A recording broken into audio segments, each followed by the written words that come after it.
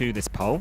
You can also join on slido.com and pop in the number 9389, the little code bar up there, and you can vote that way. Super easy, super simple. Exactly. Or there are many other contact methods that you can use to get involved with us today. You can WhatsApp us on 01872 228844. You can obviously ring us on that number as well. Just make sure you get the bill payer's permission. You can also get in touch via email. That's hello@thisischaos.co.uk.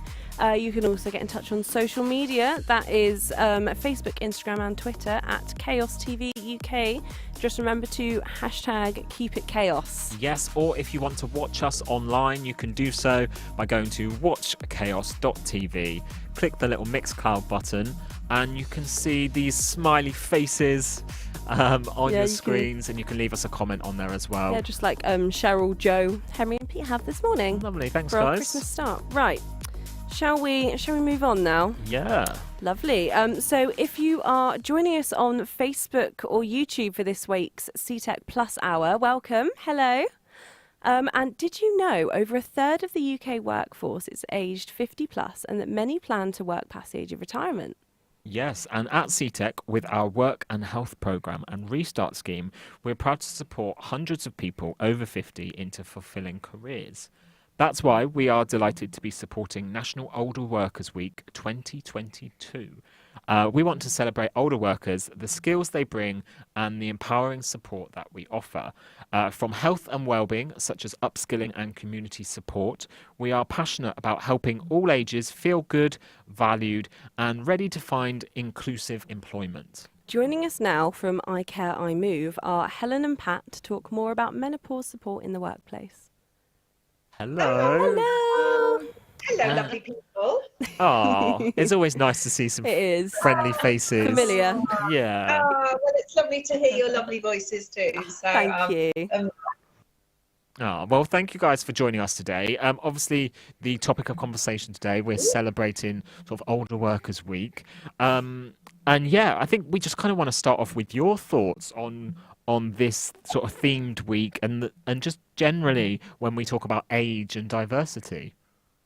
Yeah, I'll go first. We're going to chat about this because we're very passionate about the ageing workforce. So we spend a lot of time working with people who feel that they're over the hill, past it, or because of their health and well-being or their health symptoms have had enough, and they walk out of the workforce, which is catastrophic for businesses.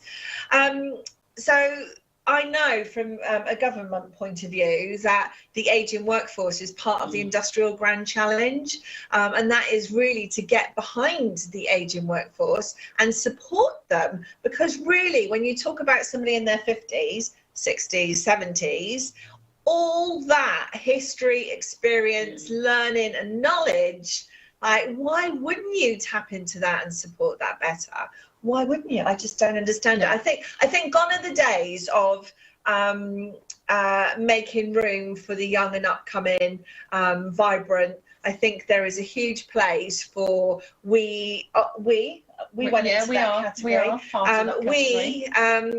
Paving the way for future businesses to be more successful because they're embracing older and more fabulous, quite frankly. And I think there's a lot of imposter syndrome as well in older workers in the workplace, because you see the younger ones coming in with all the great ideas and you can have a real bad time about it. But actually, I think it's about embracing the younger ones, and then they can respect the older workers for, like Helen said, the experiences that they've gone through and all their knowledge. And yeah, it's got to work both ways really. So.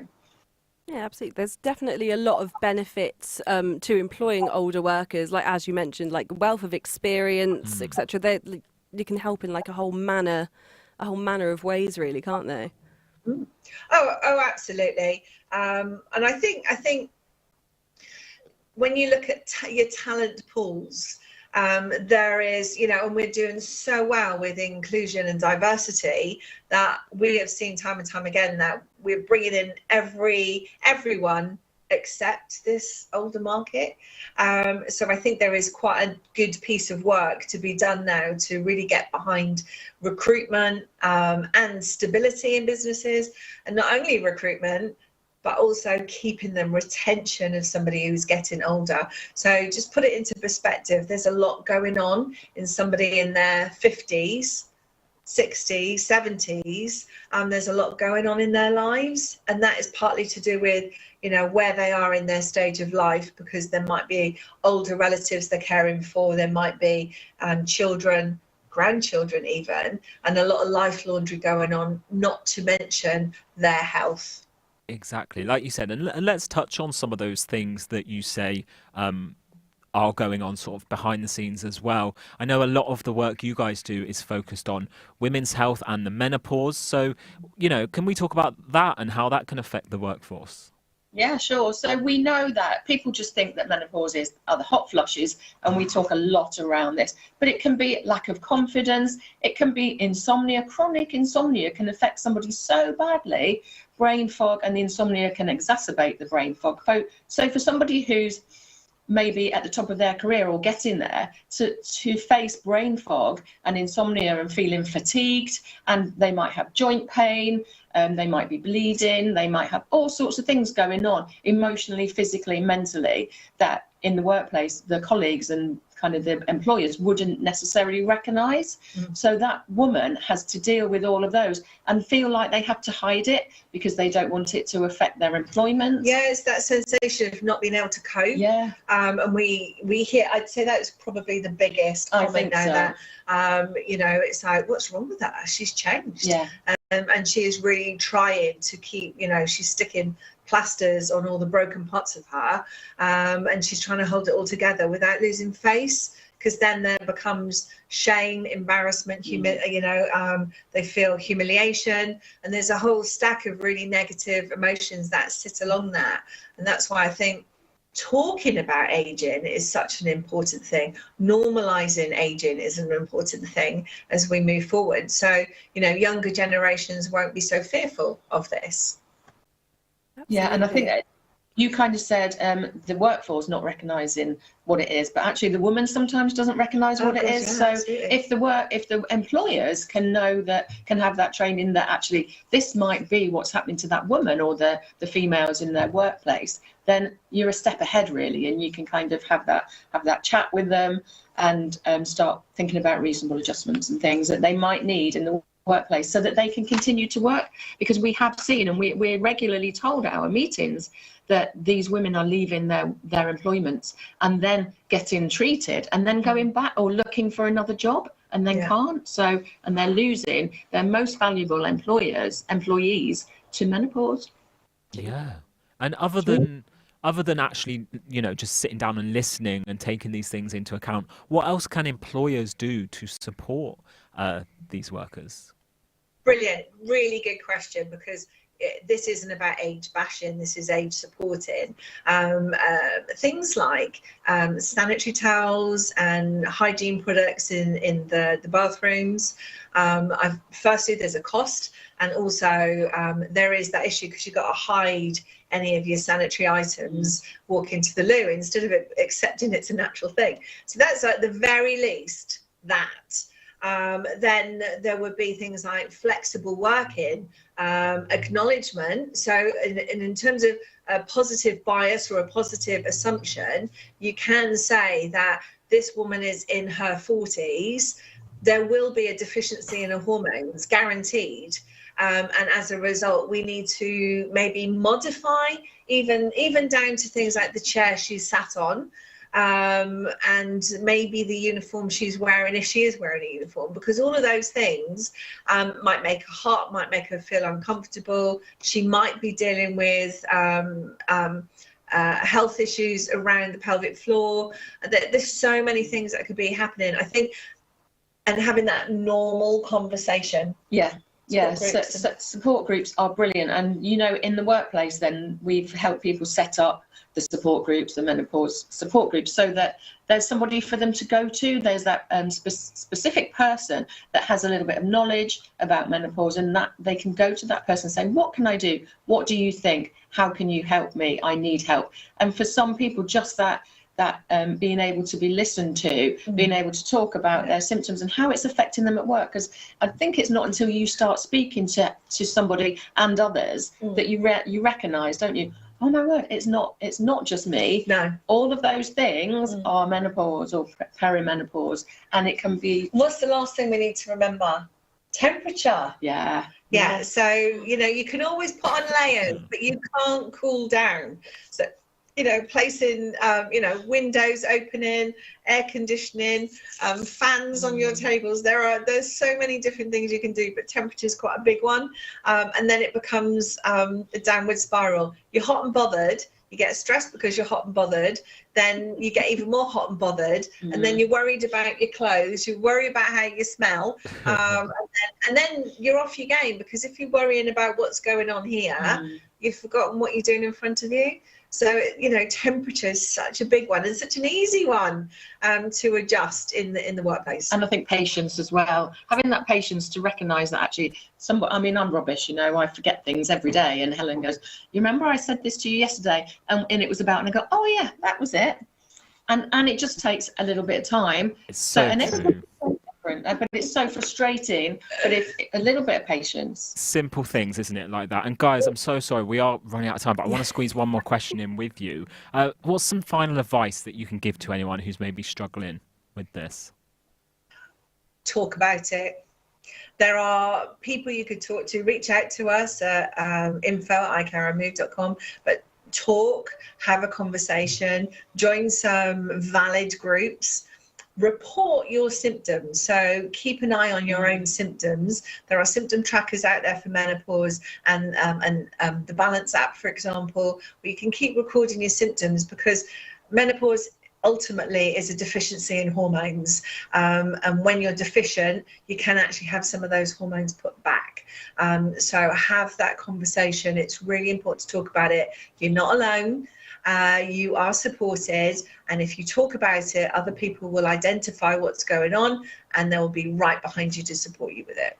And one little tiny thing: get the expert advice. Don't listen to your friend or your mother or your granny. Yeah. Talk to the experts like us at iCare and Move. There we go. Yeah. Nice plug there. Hey, we had to get a plug in. You Yeah. it absolutely deserve that plug as well for all the work you guys do. So yeah, just fantastic. Yeah, thank you so much for joining us today. There's some excellent advice in there, and it's great to hear more about the support available to those who need it. Thank Our you, pleasure. guys. Lovely. Thank you. As always. See you soon. Thank Bye. you. Now, as part of National Older Workers Week, we took the chance to speak with Nikki Reynolds, a careers advisor for the National Careers Service. We hear more from her about her role and the support she offers to those over 50. Let's take a look.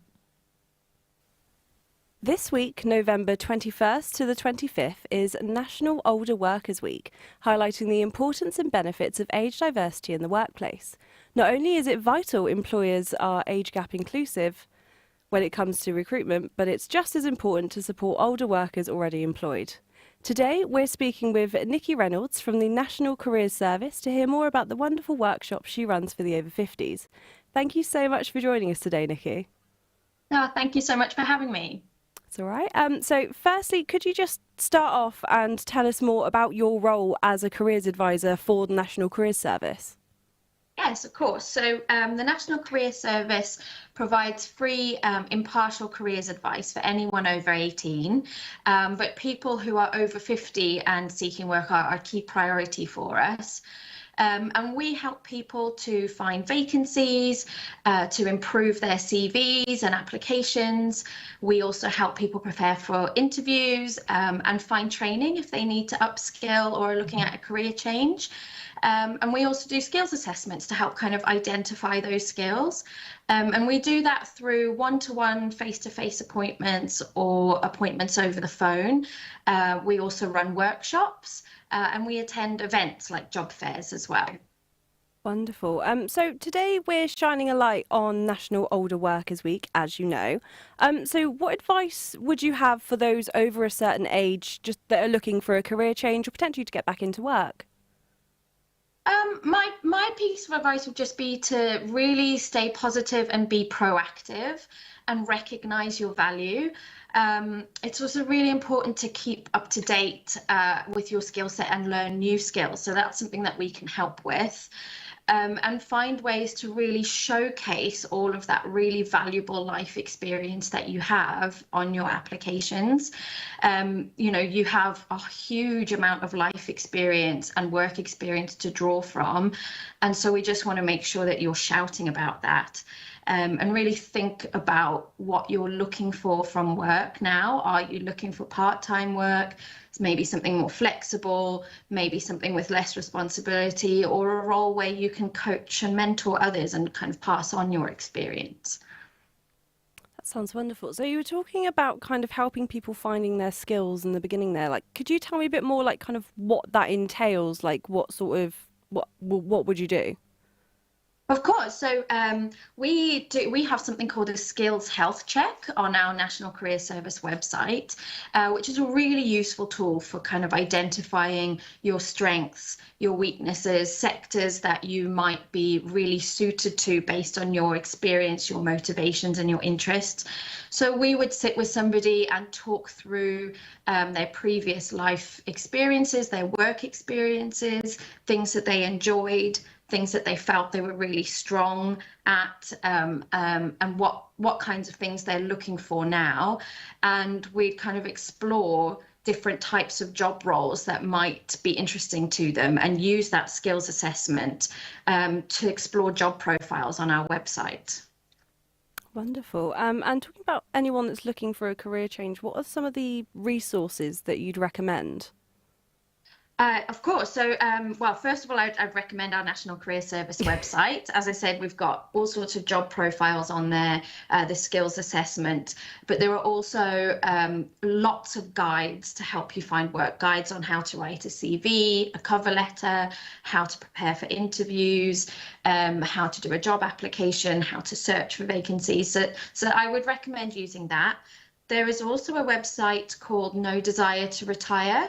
And they have a huge amount of resources on there, lots of articles, blog posts, things to CV templates to help you.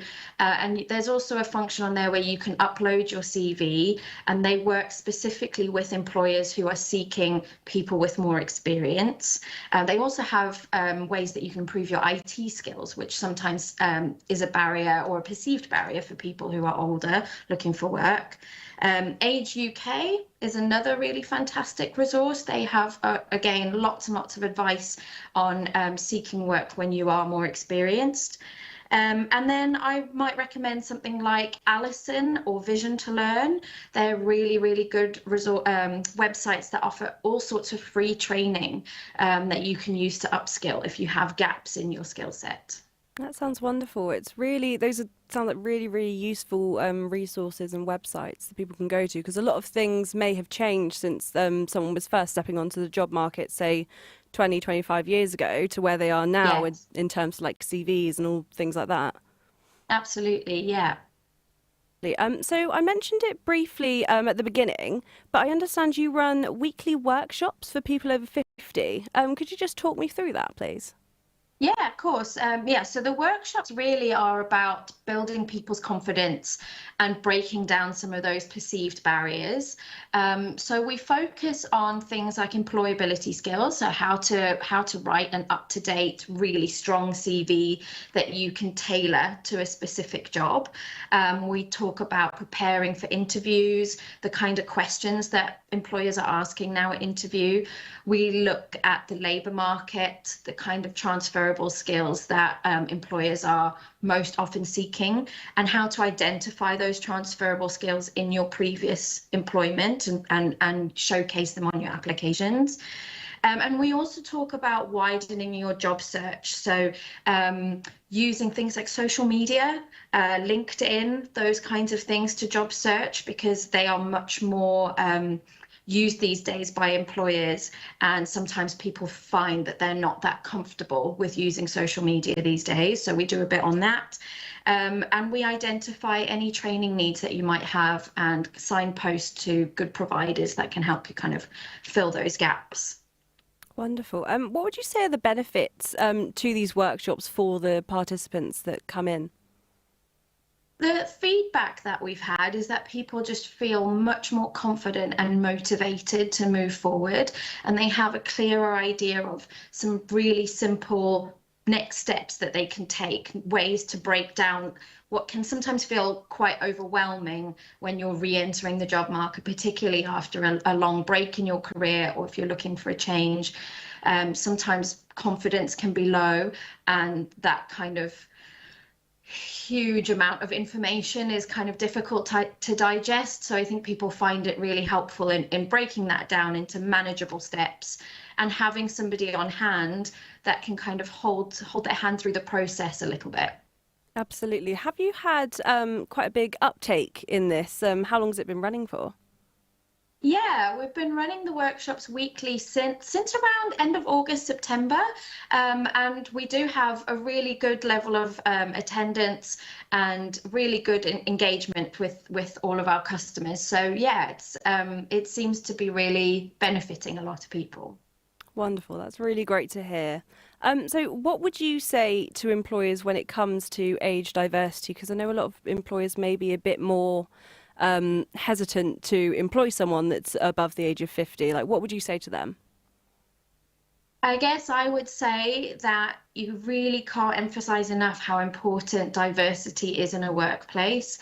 The more diverse your workforce, the more life experiences and skill set that you have to draw from.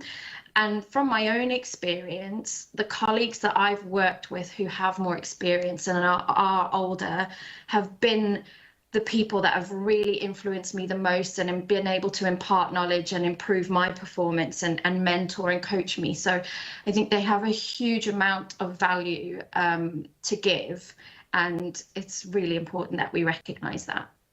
Wonderful. Thank you so much, Nikki, for taking the time to join us today. It's been absolutely great to hear about the support on offer at the National Careers Service and the wonderful work being done. So thank you. My pleasure. Thank you so much for having me. Thank you so much. It was really, really great to chat to Nikki from the National Careers Service yesterday. Brilliant stuff. Enjoyed that. Lovely. So did you know that if you're over 50, you're entitled to a free confidential NHS health check? Whilst on our travels, we spoke with One Life Suffolk to learn more about these health checks. Let's take a look. Welcome back to Chaos TV. We're at the Work and Wellbeing Employment MOT Fair at East Coast College, along with CTEC Plus, and we're on the sofa now. We've had a little bit of a change in scenery, but we've got the guys from One Life Suffolk here for a health MOT. They're going to tell us all about what that is. So, Martin, can you tell us a little bit more about One Life Suffolk and the kind of work that you do? Yeah, absolutely. Good morning. So One Life Suffolk provide health and wellbeing services to anyone living in the Suffolk area, predominantly people that have long-term conditions.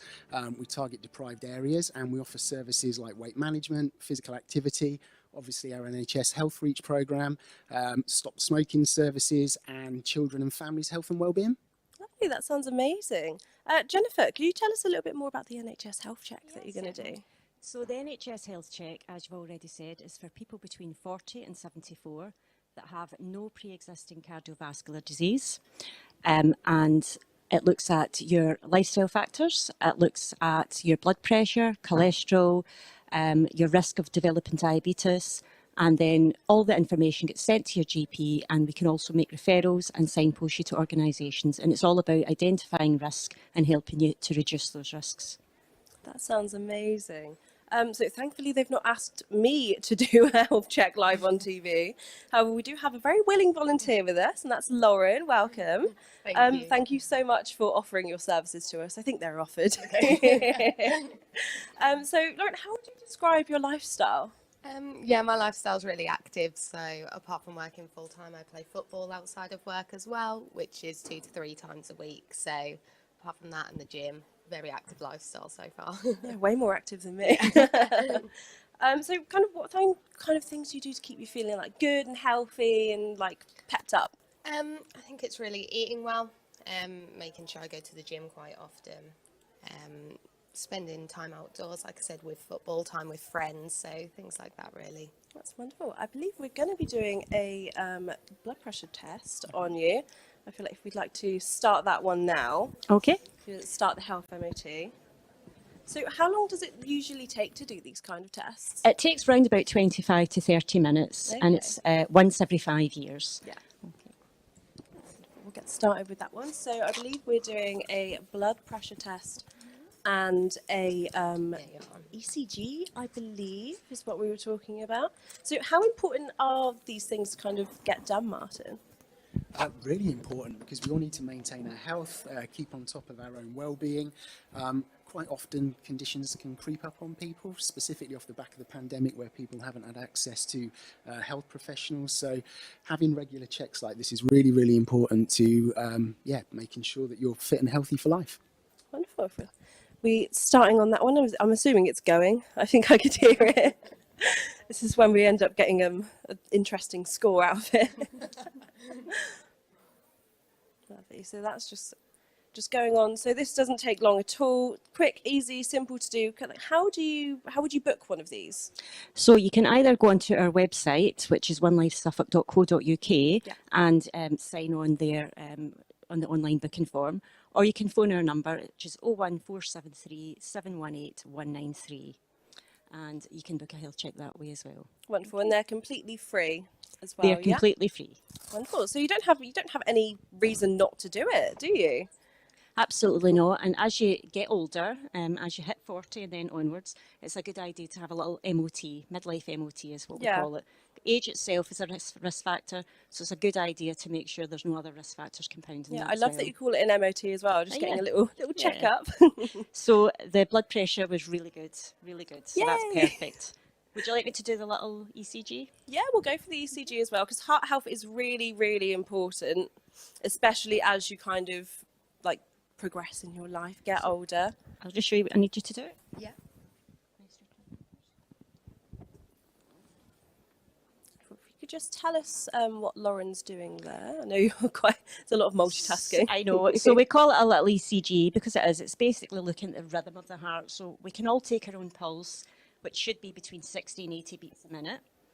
But how regularly is the heart beating? That's what we need to know. So this particular test is really useful for identifying atrial fibrillation, which is an irregular heartbeat, which is really common. You get no symptoms with it, same as high blood pressure, no symptoms with it.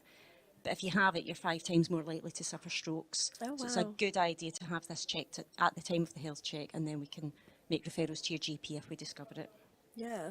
What are some of the other some of the other checks you do during these health checks? So we do the cholesterol as well, which is just a finger prick test, and that looks at how good a diet you have, how much saturated fat you have in your diet. We also do height and weight, which will give us your BMI and is an indicator for type 2 diabetes. And we have a chat about all lifestyle factors, and we look into family history of cardiovascular disease. And then we get a rough idea, percentage rough idea, as well as your heart age, what your risks for cardiovascular disease are over the next 10 years. That So sounds it's wonderful. quite a good indicator. Yeah, really quite thorough as well. Very thorough, yeah. Wonderful. Martin, do you have any top tips for well-being? Absolutely. I think one of the best top tips I can give is just to make time for yourself. We all spend a lot of time looking after other people, and if you're not in the equation yourself, then obviously you're not going to be able to make those impacts. So yeah, take time, self-care, do the things right for you, and you'll be okay. That sounds wonderful. Yeah, I totally agree with that. Thank you all for coming on today. Thank you for kind of being a guinea pig, Lauren. No problem. It's been wonderful to have you on, even with a few technical issues.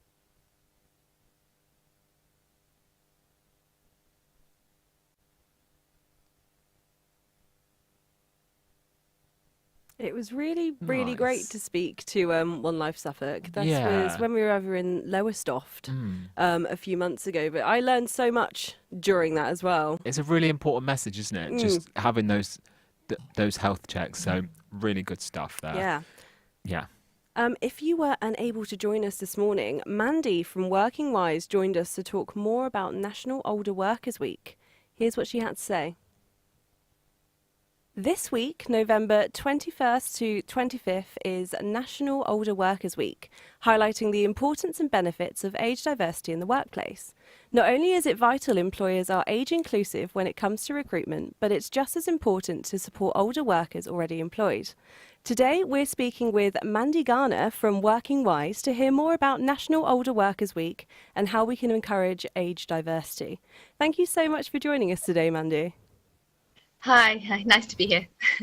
Lovely. Firstly, just to start off, can you just tell us a little bit more about Working Wise? Yes, so Working Wise was set up in 2019. And basically it's a jobs and news website. So we advertise usually a sort of range of flexible different types of jobs. And we also have a kind of magazine element to it. So it has two kind of audiences. One audience is HR people, HR experts, and the other is the candidates themselves. So we cover all sorts of issues around best practice for older workers and any news about anything related to older workers. Lovely. So it really is just a hub for employers and employees alike then. So what do you cover in your newsletters? So it can be anything. So there's lots of reports that come out. So it can cover everything from sort of older workers are not a homogenous group, but it's workers over the age of 50 and onwards, and there's all sorts of issues that they're facing, and that could be issues like carers or people coming back to the workplace after taking a career break.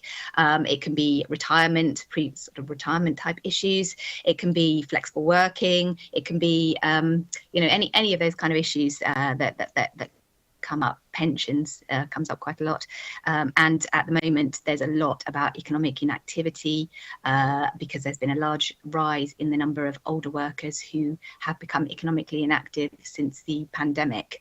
So there's a lot on that, and we also do a kind of range of different features. So we'll talk to employers about what they're doing, and we also have a lot of case studies of people within particular jobs.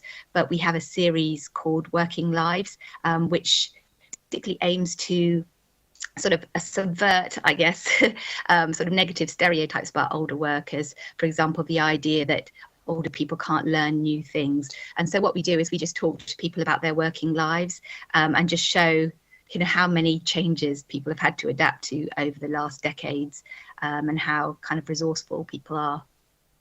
Yeah, that sounds wonderful. So I know that Working Wise is not the only hat you wear. There's also working mums and working dads as well, I believe. Yes. So basically, I am the editor of Working Mums. We have another editor for Working Dads. Working Mums started in the mid-2000s, and it's a similar kind of format. It was started basically because there were a lack of flexible jobs around at the time and a lot of demand for them. So we started the website up and approached employers and got lots of jobs on there, flexible type jobs, whatever that means. It could be anything from home working to part-time to compressed hours to flexi hours, whatever form flexibility takes. And then I came in and was doing all the news sort of side again, and we have a kind of panel of employment law experts that can answer people's questions and give careers advice and all that kind of thing. And Working Dads came along soon afterwards. That's amazing. So there's kind of something for everyone there between all the stuff that you do. Yes. Eventually we'll cover the whole working life cycle. That's the whole I guess the idea is the kind of multi-generational workforce. That's what we're seeing, 4 or 5 generations within the workforce. That's as the population ages, and so there's lots of similarity. There's lots of things that can be learned from what's happened with working mums, and some of the initiatives like gender pay gap and all that kind of thing that can be taken across different sort of protected characteristics. Of course. So today we are talking about National Older Workers Week. I've touched on it a little bit briefly in the intro there, but could you just tell us a little bit more about kind of what it entails, where it came from? Yeah, so we set it up last year was the first one, and National Older Workers Week is just an opportunity to sort of have a kind of spotlight on the issue and to highlight some of the challenges. So we produce a survey every year.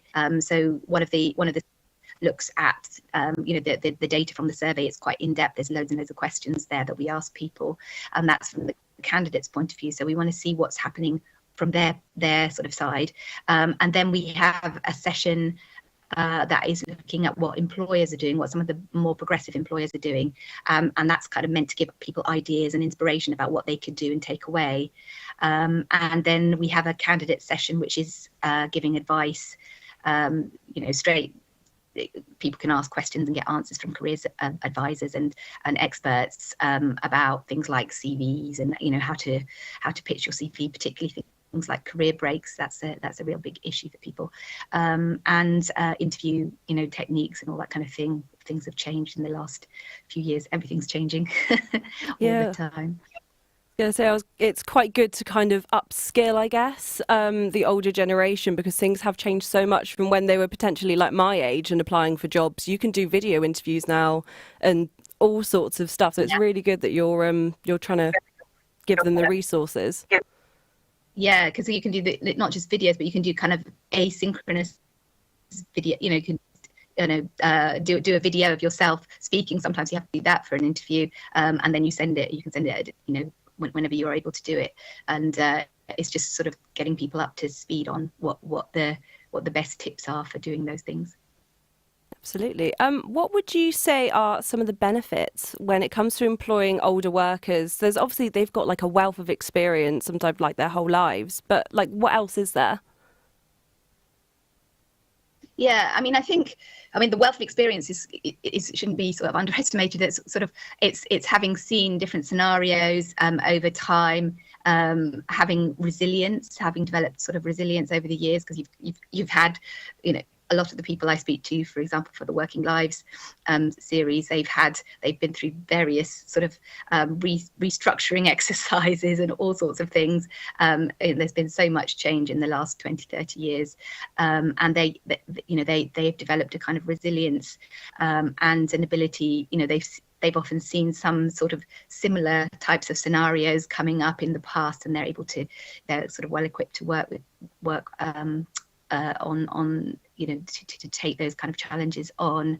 And then there's all the life experience that they've experienced as well. So a lot of people who've had career breaks, for example, for looking after children or elder care or that kind of thing, they sometimes think that they haven't, what have I got to offer? But there's a lot of things that you've learnt from sort of managing the care of young people or older people, and managing your and being able to often juggle work at the same time. Wonderful. So talking about kind of age discrimination and things in the workplace, how much of an issue is this?